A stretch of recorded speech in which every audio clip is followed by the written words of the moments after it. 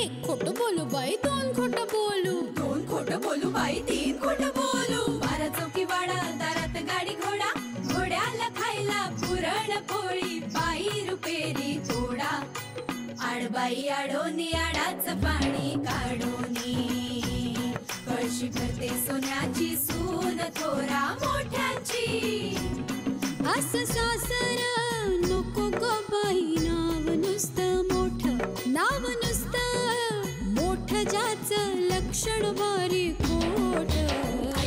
पैलमा गणेश देवा, माझा खेळ मांडला करीन तुझी सेवा, करीन तुझी सेवा मला हवा करतार, चंद्रपोळी चौकडीत माझा संसार, तीन दगडांची चूल फुंकले निखारे, मुठभर जोंधळात सुख माझे सारे, नांदा सौख्य भरे, नांदा सौख्य भरे, नांदा सौख्य भरे, नांदा सौख्य भरे.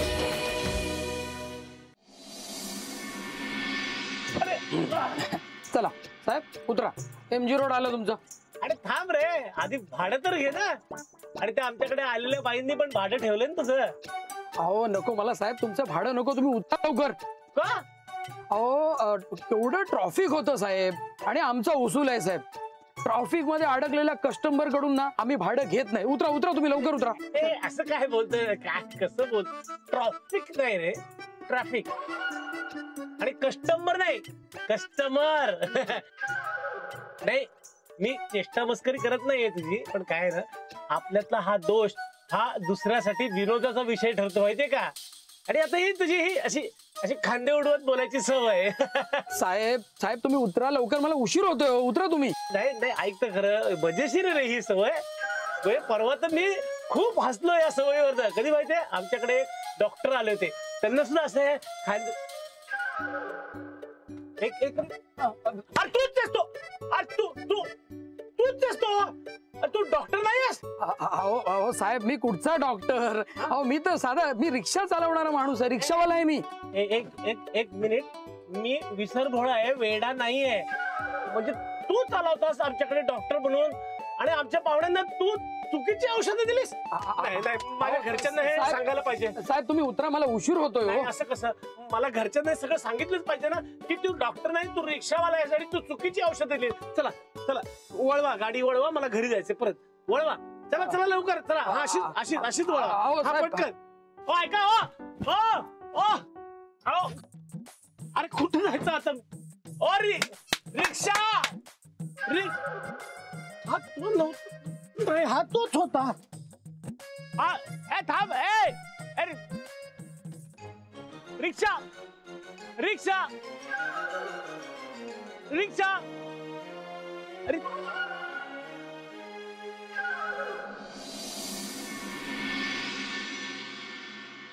दूधवाला झाला, पेपरवाला झाला, बाळू दादांचा पगार बाजूला काढून ठेवायला हवा.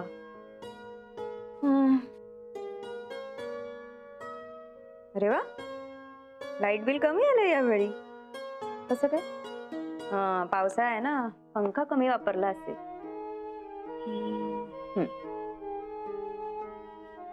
केबलचं बिल 16 तारीख आणि मोबाईलचं कधी आहे? मोबाईल बिल आणि केबल बिल 16 तारीख. त्या केबलवाल्याला सांगायला हवं, 2-3 चॅनल ब्लर येत आहे. आज काय तारीख आहे? अरे आईंचा चेकअप आहे आज, 10 दिवस होऊन गेले. आईला फोन करून बघते.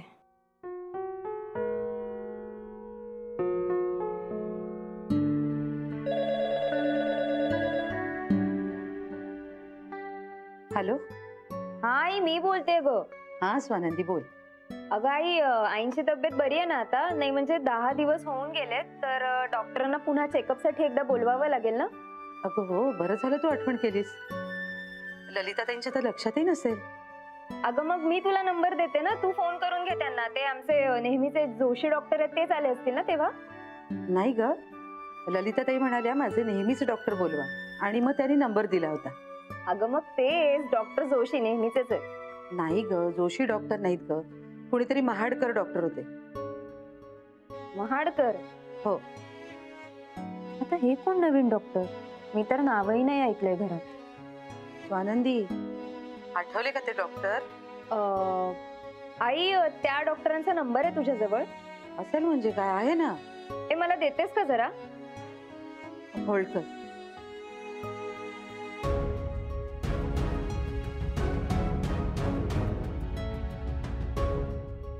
हा स्वानंदी. हा. हे बघ, डॉक्टर महाडकरच होते आणि नंबर आहे त्यांचा 7303522566. ओके, नंबर बरोबर आहे? सांग ना. 7303522566. हो, नंबर बरोबर आहे.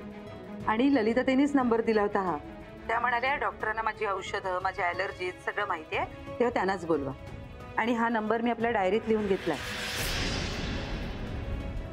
बरं, मी फोन करून बघते त्यांना. हा, चल बाय. हो, ठेव बाळा. बाय.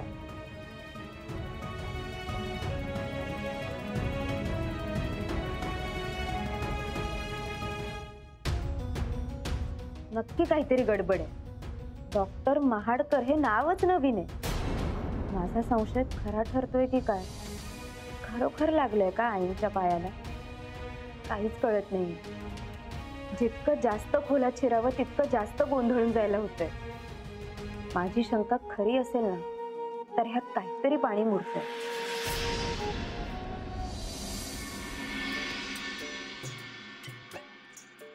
आई, आम्ही दोघी जणी किचन मध्ये आहोत. काही लागलं तर आम्हाला हाक मारा.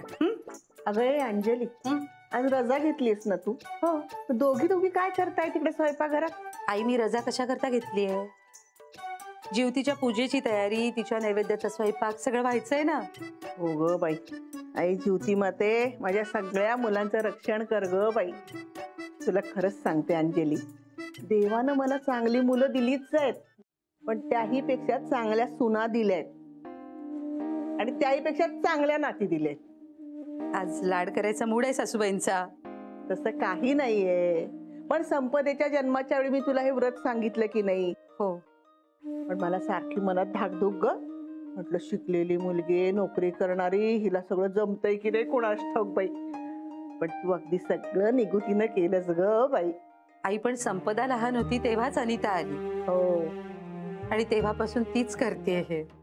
नाही, ते झालंच, पण मी तुला तेव्हाही सांगितलंच होतं की नाही, बाई जमलं तर कर. हो. पण अनिता आली आणि आपली दोघींची पण सुटका झाली त्यातून. चारही मुलींची जीवती तीच पुसते. ते तर आहेच म्हणा. अनिता आल्यापासून अगदी स्वयंपाक, घर, देवधर्म, पै पाहुणा, दोघींच्या मुलींचा सांभाळ अगदी व्यवस्थित केला हो पोरीनं. नाही म्हणजे तुझाही हातभार असतो म्हणा तिला. आई, आम्हाला आवडतं हे. आणि जीवतीच्या व्रतापेक्षा सुद्धा तुम्ही सांगितलेत ना, या श्रद्धेने करतो आम्ही. आता माझं कसलं काय, सगळी स्वामींची कृपा. बरं, त्या मानाच्या गौरीला विचारा, तिचा उपवास वगैरे आहे का? तिचा कसला आलाय म्हणा उपवास वगैरे. कोण मानाची गौरी? ती जबरदस्तीची माहेर वाशीण, तुझी विहीण. आई, अहो हळू बोला ना, ऐकतील ना त्या. तर तुला काय, जाऊ दे चल. ऐकलं ती काय करणार आहे माझं? नाही, मी विचारलं त्यांना की तुम्ही तुमच्या घरी जीवतीचं व्रत करता ना, तर म्हणाले हो करते ना. हो हो हो. आणि मला विचारत होते जेवायला काय आहे म्हणून. मी सांगितलं हरभऱ्याची उसळ आणि लाल माठाची भाजी. आता त्यांना आवडलंय की नाही मला काही माहिती नाही, पण मी सांगितलं त्यांना. हे बघ, जीवतीच्या नैवेद्यासाठी आपण जे दरवर्षी करतो ते करायचं. तिला म्हणा एक दिवस घे चालवून. अहो तसं त्या काही म्हणणार नाही तो. म्हणणार नाही. आणि किती दिवस तंबू ठोकलाय अजून? आई, अहो तुम्ही काय तंबू काय? आता असं काय म्हणतेस? आपल्याला कळायला नको का किती दिवस राहणार आहे ते? आणि बाई माणसाने आपल्या तब्येतीचे चोचले किती दिवस करायचे? नाही, त्या म्हणाल्यात की आता मला बरं वाटतंय, मला घरी जाऊ द्यात म्हणून. म्हणाल्यात ना? लगेच पाठवा, लगेच पाठवा. ते पाहुणचाराचं पाणी डोक्यावरून गेलंय अगदी, समजलं ना? आणि त्यांच्या घरी त्यांच्या लोकांना त्यांची आठवण येतच असेल ना. नसता कार मेला, आमच्या घरात येऊन आमच्या पोराबाळांना त्रास पडतो काय इथे.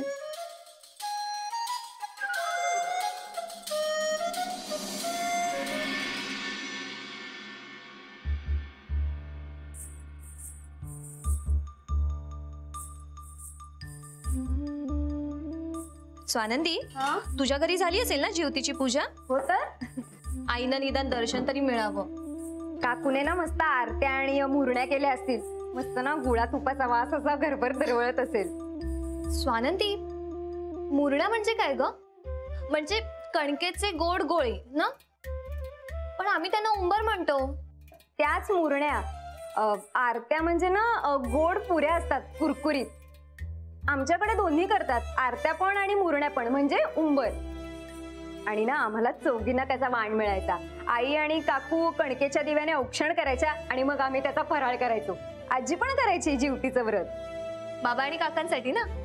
नाही, चौघांसाठी. आजी म्हणते सुना पण माझ्या मुली आहेत. अरे वा. येऊ का ग मुलींना? बच्ची मावशी.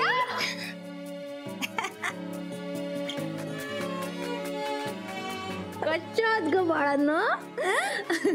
बघितलं स्वानंदी, आपल्या अहोंसाठी जीवती पूजणाऱ्या मावशीबाई आल्यात आपल्यासाठी मुरण्या घेऊन. बरोबर. कसं या ना, या आम्ही बाहेर. आज दोन्ही महालक्ष्मी घरात कशा माझ्या?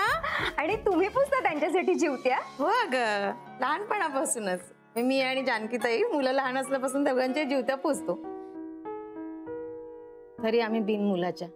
मावशी, आता पुन्हा असं बोलू नका, मी चिडे ना. हो ना, आईपेक्षाही जास्त प्रेम करता तुम्ही, आम्हाला माहित नाहीये का? हो ग राणी, करणारच ना प्रेम. उंबर ना. आम्ही मुरण्या म्हणतो, म्हणजे तसंच करतात ना? हो ग, नावं वेगळी, पदार्थ एकच, प्रदेशाप्रमाणे. आपण नाही का वरणफळ डाळफळ म्हणतो, कोणी चाकोल्या म्हणतो, तसं आहे हे. तुमच्या मुरण्या यांची उंबर. मावशी, रेसिपी एकच असते ना? हो, तीच तीच. म्हणजे पिकलेलं केळं कणकेमध्ये कुस करायचं, थोडीशी वेलची पूड टाकायची, कणिक नसेल तर रवा घालायचा, साखर घालायची, गुळ घालायचा, साखर नसली तर, आणि बनवायचं. आम्ही ना ओलं खोबरं पण घालतो.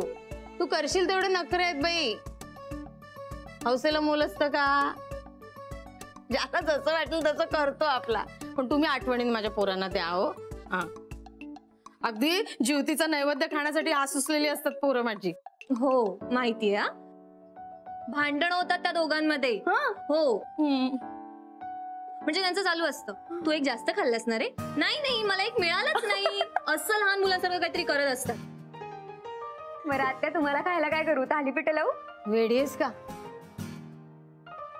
माझ्या दोन्ही मुलांनी जीवतीचा नैवेद्य खाल्ल्याशिवाय मी उपवास सोडत नाही अगं. आत्या, म्हणजे तोपर्यंत तुम्ही काहीच खाणार नाही? नाही. देवाने मला हक्काचं आई पण दिलं नाही ग, पण ही दोन मुलं झाल्यापासून मला माझी मुलं मिळाल्यासारखी वाटतात.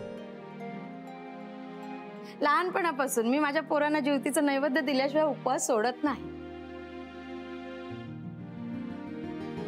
रक्ताचं नातं असतंच ग महत्वाचं, पण हे मायेची घट्ट वीण असलेलं नातं आहे ना, हे जास्त महत्वाचं वाटतं मला. खरंय. माझ्या घरी पण काकू आमच्या चौघींसाठी उपवास करते. हो ना अगं, मी पण.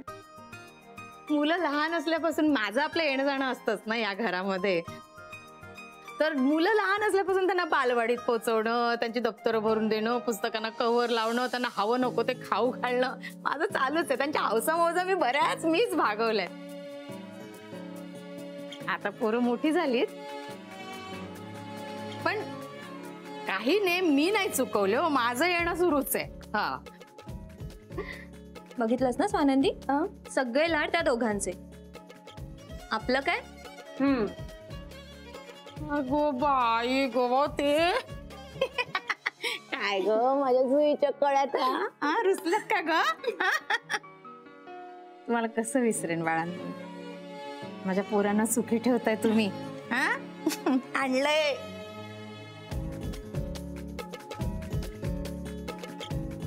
हे तुझं उंबर आणि तुझी मुरणी. सगळं संपवायचं. घे. थँक्यू. वा, घर कसं शांत प्रसन्न पवित्र वाटतंय ना. हो बच्ची मावशी, सकाळी आहे ना उदबत्ती विकायला एक मुलगा आला होता. त्याच्याकडनं आहे ना मी केवड्याच्या वासाची उदबत्ती घेतली आणि ती लावली. छान वास आहे ना. हो हो हो.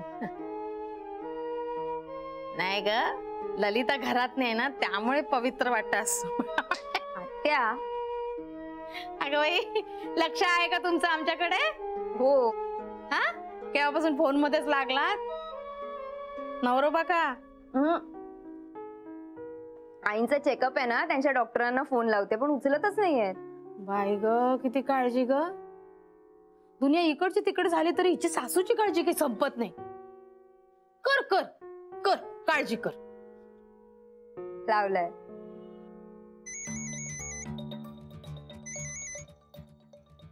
हॅलो. हॅलो, डॉक्टर महाडकर का? कोण महाडकर? काय पंकज लावलीये? रॉंग नंबर आहे हो. Wrong number. सकाळपासून इथे भाडं नाही आणि फोन हे ते. काय आलं? फोन ठेवला आणि म्हणाले की सकाळी सकाळी काय भंकस लावलीये. डॉक्टर असून अशी भाषा. रॉंग नंबर असेल बहुतेक. आणि इकडे माझ्या फोनवरून लावते. तुम्ही ट्राय करताय? माझ्या फोनवरून. 7303. एक थांब थांब थांब जरा. 7303. हा, 522. 2 वेळा 2. 22. 566. हा, बघते ना माझ्याशी कसा बोलतोय ते. Station station. दादा दादा स्टेशन. ताई स्टेशन स्टेशन स्टेशन. आता कुणाचा फोन आहे? काय भंकस आहे ना खरोखर. हा वच्ची आत्या. अगं बाई, प्रवीण तुला कसं लागलं रे फोन? काय भंकस करताय वच्ची आत्या? आता मला केला तर मलाच लागणार ना. एक मिनिट. हा बोला, कुठे आहे तुम्ही? रिक्षा घेऊन येऊ का? अरे नाही रे बाळा, रिक्षा नकोय. तुला चुकून लागला, म्हणजे मला दुसऱ्याला करायचा होता, तुला लागला. ठेव ठेव, मी घरी आल्यावर बोलते. हा ठीक आहे. दादा दादा स्टेशन स्टेशन. काय झालं बच्ची मावशी? आणि प्रवीण कोण आहे? अगं बयो, मी चुकून लावला नंबर. पर बघ बघ, बघून लावा. नाहीतर मीच टाईप करताना काहीतरी घोळ घातला असेल.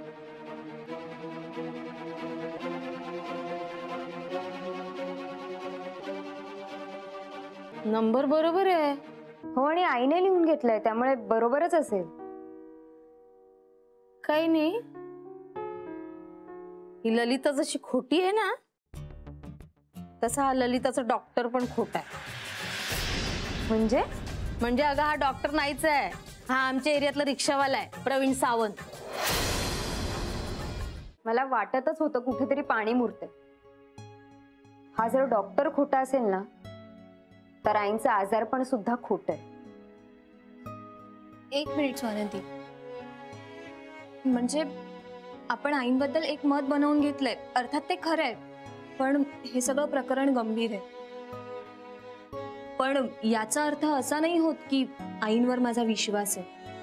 पण डॉक्टर आणि रिक्षावाला एकच आहेत का? तुमचं म्हणणं पण बरोबर आहे. आपण एकदा शहानिशा करायला हवी. वहिनी, तुमचा मोबाईल देता जरा, म्हणजे पटकन कळेल की कोण खरंय कोण खोटं आहे. हो, आताच. नंबर ठीक आहे. Lock open. हो. 7 स्पीकरवर टाक. काय दिवस आहे आजचा. सकाळपासून एक भाडं नाही लागत आहे. कोण आहे? हॅलो, प्रवीण सावंत का? हो बोलतोय, बोला. मी ललिता जहागीरदारांकडून बोलते. हा हा, बोला बोला बोला. अहो त्यांना सांगा ना माझे पैसे द्यायला. मी एक स्ट्रगलर नट आहे हो, छोट्या मोठ्या भूमिका करतो, सोबत पोटा पाण्यासाठी रिक्षा चालवतो. आणि काय सांगू तुम्हाला, फोटोशूट साठी अजून माझ्याकडे पैसेही गोळा होत नाहीत हो. त्यांना सांगा ना माझे पैसे द्यायला. सांगते.